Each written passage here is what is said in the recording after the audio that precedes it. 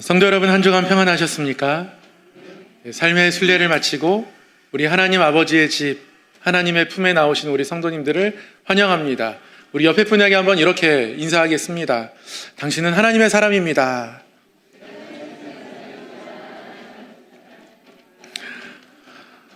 네, 우리는 하나님의 사람들이고요. 어디서 무엇을 하든 하나님이 인도하실 줄 믿습니다. 오늘은 누가 크냐라는 제목으로 함께 말씀을 받도록 하겠습니다. 부모가 자녀들을 키우다 보면 잔소리를 하지 않을 수 없습니다. 양말은 이렇게 벗어라, 먹은 것은 좀 이렇게 치워라 등등의 여러 잔소리를 하게 되죠. 잔소리를 하면서도 부모의 기대에는 반반의 마음이 담겨 있는 것 같습니다. 바뀌기를 바라는 마음, 아니면 바뀔까 싶은 의심, 이 두 마음이 있는 것 같아요. 잔소리는 그렇습니다. 그러나 이게 도저히 안 되고 꼭 바뀌어야 한다라는 중요한 일에 대해서는 부모님들이 잔소리처럼 말할 수 없습니다. 그러니까 저희도 가정도 마찬가지예요. 이 모습이 자녀들에겐 절대 있어야지 않고 뭔가 바뀌어야 한다, 좀 사안이 심각하다 싶으면 잔소리처럼 지나가면서 말하지 않아요. 얘들아, 안방에서 잠깐 볼까?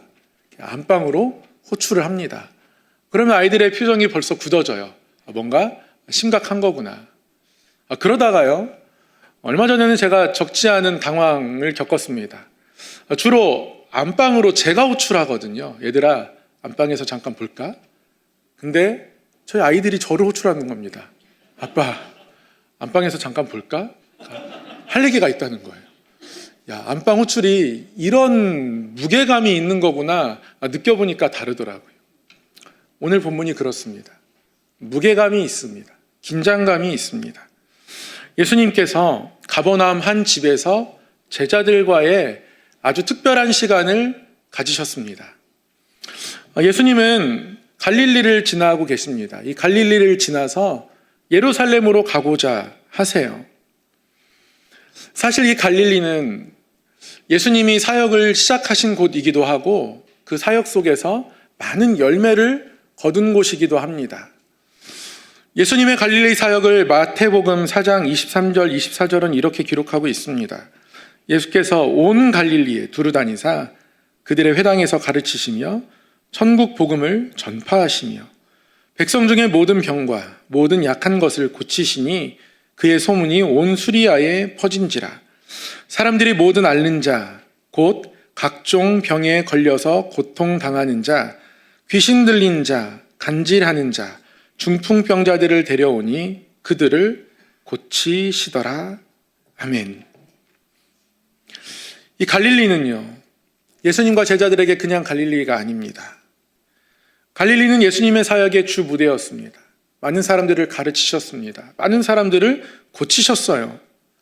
많은 사역의 흔적들이 서려 있는 곳입니다. 그러니 갈릴리를 지나다 보면 그때 저 길 저 모퉁이에서 그 병자가 아픈 몸을 이끌고 찾아왔었는데, 어느 집을 지나다 보면 그래, 이 집에 사는 사람이 그때 예수님 앞에 간절히 나와서 말씀을 간절한 마음으로 들었었지 등등의 여러 추억들이 떠오르는 곳, 그곳이 갈릴리입니다.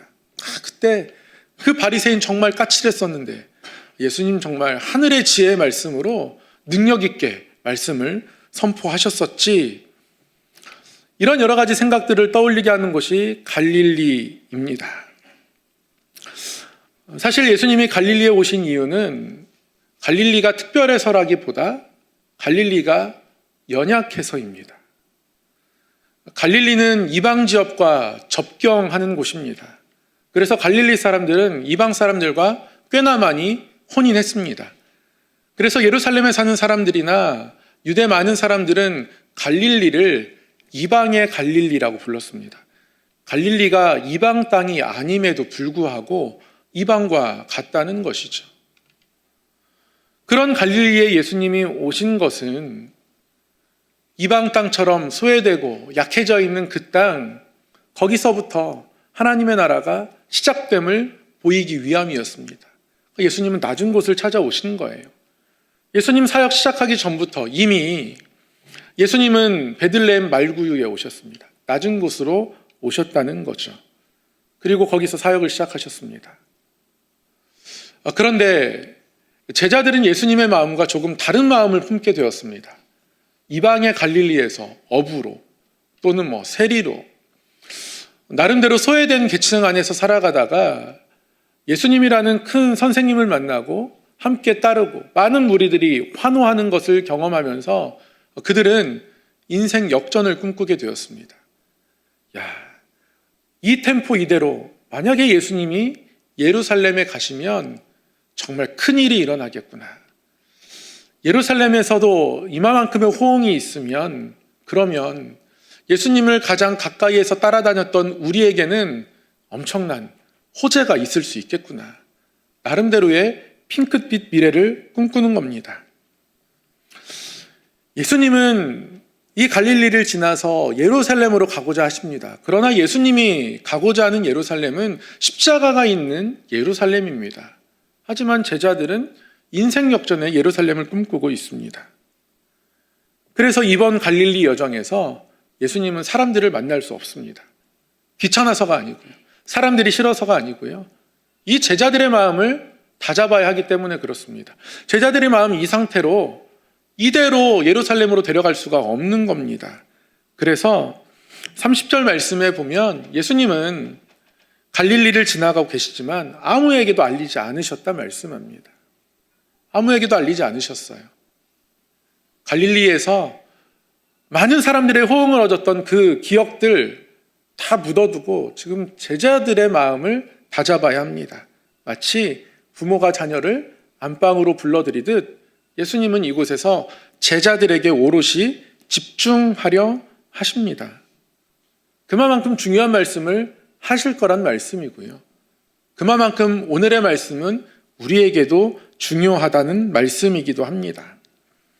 예수님께서 이렇게 결심하신 이유는 제자들을 가르치시기 위함이고 또한 예수님이 예루살렘에서 순환당할 것이기 때문에 그렇습니다. 예수님의 순환을 제자들은 받아들이지 못하고 있었거든요. 그래서 예수님 제자들과 가버나움 한 집에 들어가신 겁니다. 그리고 그 가버나움 집에서 예수님께서 제자들에게 질문하십니다. 너희가 길에서 토론한 것이 무엇이냐? 너희가 길에서 토론한 것이 무엇이냐? 제자들이 여기까지 오면서 이 길 위에서 토론을 했을까요? 어떤 건설적인 계획을 세우며 어떤 토론을 했겠습니까? 사실 제자들은 길에서 다투었습니다. 누가 큰지 서로 다투었습니다. 예수님 다 알고 계시죠? 그러나 예수님 참 점잖게 물어보십니다.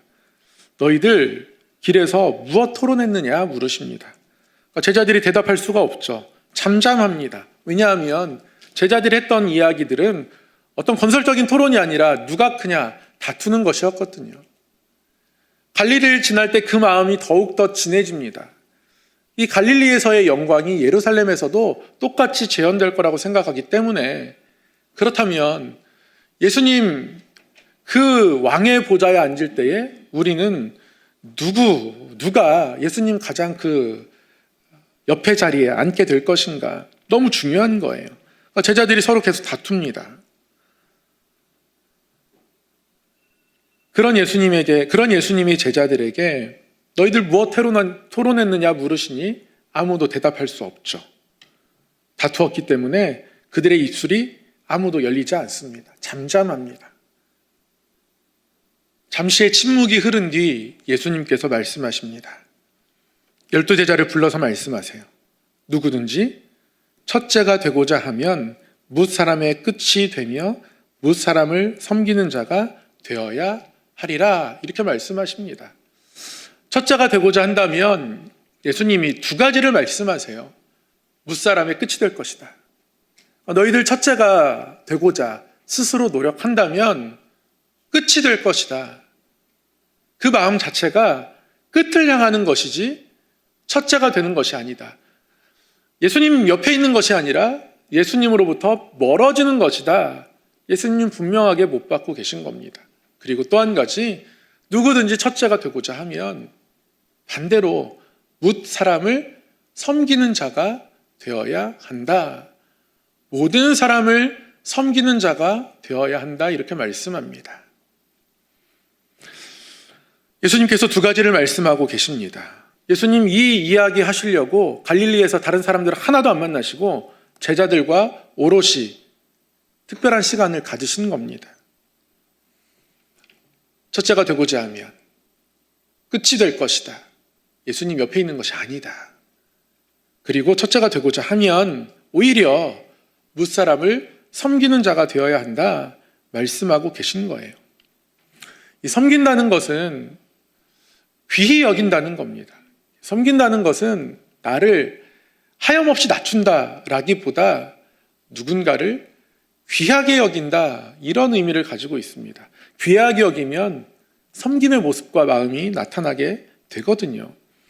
예수님께서 실예를 들어주셨어요.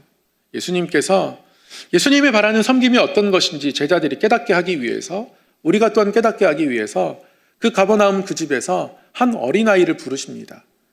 그 집에 어린아이가 하나 있었나 봅니다. 아이를 데려오게 하십니다. 아이를 데려와서 제자들 사이에 세웁니다. 갑자기 제자들이 어리둥절했겠죠. 근데 그 세웠던 어린아이를 예수님이 그 곁으로 가까이 끌어오십니다. 그리고 갑자기 안아주세요. 그리고 말씀하십니다. 37절 말씀인데요. 누구든지 내 이름으로 이런 어린아이 하나를 영접하면 곧 나를 영접하는 것이고, 누구든지 나를 영접하면 나를 영접하는 것이 아니라 나를 보내신 이를 영접하는 것이다 말씀하십니다. 당시 사회에서 어린아이는 귀엽고 미래가 촉망되는 그런 존재가 아니었습니다. 당시 사회에서 어린아이는 하나님을 잘 깨닫지 못하고 율법을 다 알지 못하니까요, 하나님에서 굉장히 멀어져 있는 존재, 철이 없는 존재, 우매한 존재, 그런 존재로 취급되었습니다. 아이니까 그럴 수 있지. 그런 거 없습니다. 하나님 뜻 부결하고 하나님 뜻 지켜가며 율법대로 살아가려면 아직 한참 남았어. 어린아이는 그런 우매한 존재였어요. 그래서 어린아이와 시간을 많이 보내잖아요. 그러면 굉장히 시간을 허비하는 것처럼 받아들여졌습니다. 시간 낭비인 거예요. 아니, 저 사람은 왜 이렇게 어린아이와 시간을 많이 보내? 제정신이야? 이런 게 당시 사회의 통념이었다는 거예요. 그런데 그런 어린아이를 예수님이 안으십니다. 그리고 말씀하십니다. 이런 어린아이를 영접해야 한다고. 그리고 예수님이 영접하라 말씀하시면서 뭐라고 말씀하시냐면 내 이름으로 영접하라고 말씀하십니다. 내 이름으로 영접해라. 영접한다는 건, 이 영접한다는 말의 본래의 의미는 그런 거예요. 이 지방의 귀족이나 영주들이 황제가 그 지방을 방문할 때 집에 가만히 있겠습니까? 다 마중 나갑니다. 우리 성도님들도 마중 나가지 않습니까? 이렇게 자녀들 명절 때 방문한다 이렇게 소식을 전해오면 다 기다리실 거 아니겠습니까? 초인종 누르면 다 나가서 열어주고 안아주고 맞아주고 그렇게 뛰어나가지 않으시겠습니까? 지방의 영주들은 황제가 방문하면 성문 밖까지 꼭 나왔습니다. 모든 준비를 마쳐놓고. 이게 영접입니다. 극진히 대접한다는 거예요. 너무 소중히 여긴다는 겁니다. 그게 영접입니다. 예수님이 이 어린아이에게 그렇게 대하라고 말씀하세요. 왕을 대하듯 말하라고, 왕을 대하듯 이 어린아이를 대하라고 말씀하는 겁니다. 그리고 그것을 내 이름으로 하라 말씀합니다. 내 이름으로 하는 이 뜻은요, 내가 하듯 하라는 겁니다. 나의 이름으로 영접해라. 쉽게 말하면 그런 겁니다. 이 어린아이, 내가 소중히 여기는 사람이니 나를 대하듯, 그리고 내가 이 사람을 대하듯 이 아이를 너희가 대해라, 이렇게 이야기하는 거예요. 제가 교회 청년 때 금요 철야 기도에 찬양 인도를 했었습니다. 어느 금요일 오후에 찬양 인도를 준비하기 위해서 교회 사무실에서 악보를 복사하고 있는데요, 한 어르신이 교회 사무실에 찾아오셨습니다. 마침 사무실에는 저밖에 없었습니다.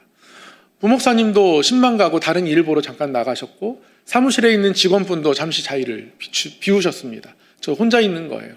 그 어르신이 저에게 대뜸 묻습니다. 넌 누구냐? 저의 그 철철 끓는 피가 그때 제 안에 흐르고 있었기 때문에 불쾌했습니다. 이 사람 도대체 나를 언제 봤다고 반말이야. 그러나 또한 집에서 받은 가정교육이 있기 때문에 저의 불쾌함을 최대한 억누르고 저는 교회 청년 남궁혁이라고 합니다. 이 정도로 대답하지 않았던 것 같아요. 굉장히 퉁명스럽게 대답했습니다. 그런데요, 정말 예상치 못한 대답이 그분 입에서 튀어나왔습니다. 그래? 네가 남궁성의 아들이야? 이렇게 물으시는 겁니다.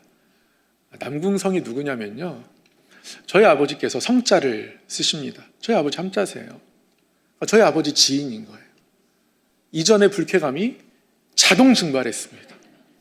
그리고 제가 급 공손해졌습니다. 다시 한번 인사를 꾸벅하고, 지금 부목사님이 이렇게 나가셨고 직원은 올 거라고 그러면서 안내를 잘 해드리고 빨리 부목사님께 전화해가지고 손님 오셨다고 연결해드리고 그렇게 빠르게 민첩하게 대응했습니다. 그 찾아오셨던 분은 지금 상당교회 원로 목사님이신 정삼수 목사님이셨던 거예요. 아버지 지인이라고 하니까 제 태도가 바뀌더라고요. 서로가 서로를 그렇게 바라보길 예수님 원하신 겁니다. 내 이름으로 영접하라고 합니다. 예수님이 내 이름으로 영접하라고 하셨던 이유는 내가 이 사람 사랑한다, 귀히 여긴다. 그러니 그 마음으로 서로를 바라보아야 한다, 귀하게 여겨야 한다, 그렇게 말씀하고 계신 겁니다. 그 예를 들어주시기 위해서 어린아이를 데려다가 안으시고 내가 이렇게 안았다, 내가 귀히 여기는 건 너희에게 보였다.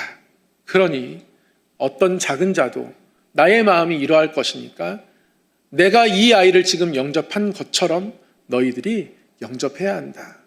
그렇게 말씀하고 계신 거예요. 그게 바로 예수님이 우리에게 가르쳐 주시는 섬김입니다. 교회는 이 섬김이 있는 곳이 교회입니다. 신앙의 연수와 상관없이, 사회적 지위와 상관없이 예수님 그분 한 분 때문에 서로가 서로를 귀하게 여겨야 하는 것, 그래서 영접해야 하는 존재, 그것이 바로 교회의 모습이라고 오늘 말씀이 가르쳐 주는 겁니다. 사도 바울은 많은 곳을 돌아다니며 복음을 전했습니다. 그리고 교회를 세웠습니다. 참 그리고 감사하게도 사도 바울이 세운 교회들은 든든히 세워져 갔습니다. 사도 바울이 나중에 자신이 세운 교회들에게 편지할 때 보면 늘 감사한 마음이 있습니다. 너희 믿음이, 너희 인내가, 너희 소망이 너무 크고 귀해서 감사하다. 너희들이 이 환난을 믿음으로 견딘다는 소식을 내가 들어서 감사하다. 여러 가지 이유로 감사하다 합니다. 교회가 든든히 서간 것이죠.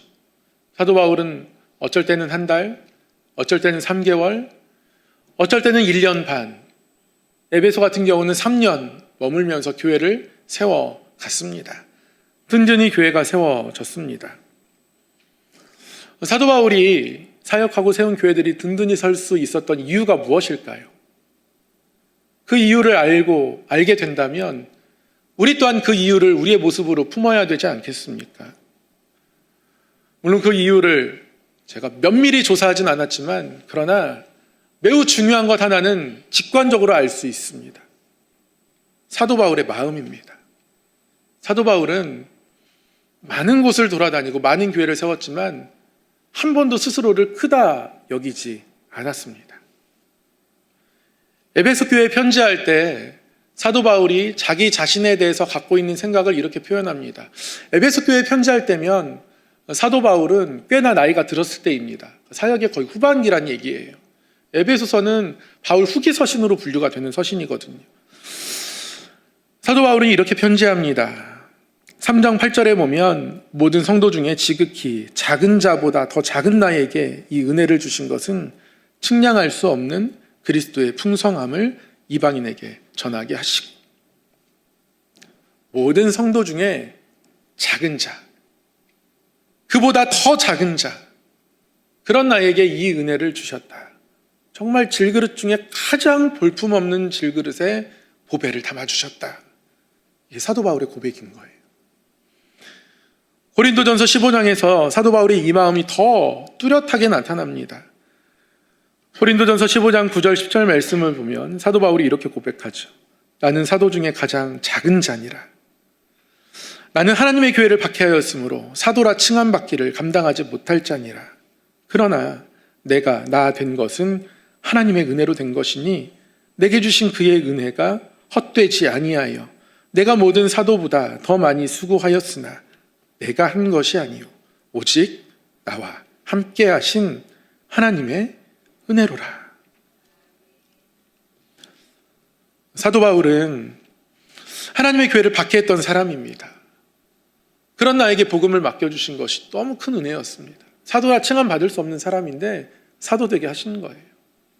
그래서 사도 바울은 때로는 박해를 만나고 어려움을 만나지만 그럼에도 불구하고 복음 전하는 걸음을 멈추지 않아요. 계속 복음을 전하기 위해서 움직입니다. 여정을 떠납니다. 더 많이 수고하지만 그것을 자신의 공로로 삼지 않았습니다. 당연한 거였어요. 다른 사도들보다 내가 더 작은데 칭함받을 수 없는 나에게 사도라 칭해 주셨는데 그래서 다른 사도들보다 내가 더 많이 수고한다. 고린도전서 15장 9절 10절은 그렇게 고백합니다. 말씀합니다. 자신의 은혜의 고백이었던 거죠.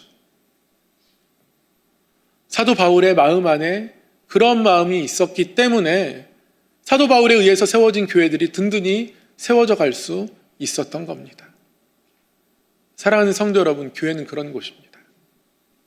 작은 자들이 모여서 큰 능력을 나타내는 곳이 교회입니다. 그래서 예수님이 말씀에서 보여주신 어린아이를 품고 영접하는 이 작은 한 사람을 품고 영접하는 귀히 여기는 이 섬김의 마음이 없으면 교회가 온전히 설 수 없는 겁니다. 말씀을 맺겠습니다. 오늘 말씀의 제목이 누가 크냐입니다. 우리 마음 안에 늘 찾아오는 생각들입니다. 제자들이 다투고 쟁론하지만 우리 또한 우리 마음에서도 이런 생각이 늘 찾아옵니다. 그러나 성도 여러분 꼭 기억하셔야 합니다. 교회는 작은 자들이 모여 큰 능력을 나타내는 곳입니다. 사도 바울의 이 마음이 우리에게 있으면 우리가 주의 큰 능력을 나타낼 수 있습니다. 그리고 성도가 이 땅을 살아가면서 누릴 수 있는 가장 큰 축복은 하나님의 능력을 경험하는 겁니다. 그렇게 교회 안에서 믿음이 커져가는 것이거든요. 그리고 그 믿음으로 우리의 삶을 쌓아나갈 수 있습니다. 우리의 순례의 길을 더 담대히 더 힘있게 걸어갈 수 있게 되는 거예요. 1월 한 달 동안 교회에 대해서 말씀을 증거하게 하셨습니다. 모이기를 패하는 자들의 습관같이 할 수 없는 곳, 서로 사랑과 선행을 격려해야 하는 곳, 우리를 깨끗하게 하고 우리를 화평하게 한 그 그리스도의 피가 흘러야 하는 곳, 그래서 하나님 안에서 함께 지어져 가야 하는 곳, 그리고 그렇게 함께 지어져 가기 위해서 우리에게 이 사도 바울의 마음, 나를 작은 자로 바라보는 이 마음, 그래서 하나님의 큰 능력을 경험하는 이 모습들이 우리에게 있어야 함을 오늘 말씀이 우리에게 가르쳐 줍니다. 이 말씀이 우리 교회 안에, 우리의 삶에 이루어지고 성취하고 이 말씀이었구나 깨닫게 되는 은혜가 우리 앞날 가운데 있기를 소망합니다. 기도하겠습니다. 사랑의 하나님 아버지, 갈릴리로 오셔서 칼보리로 걸어가셨던 예수님의 그 걸음이 우리 가운데 있기를 소망합니다. 그 걸음을 따라 작은 자로 섬겼던 사도 바울의 마음이 우리 안에 있기를 원합니다. 그리하여 작은 자들이 모여 큰 능력을 이루는 것을 경험하며 이 땅을 살게 하여 주옵소서. 예수님 이름으로 기도드리옵나이다. 아멘.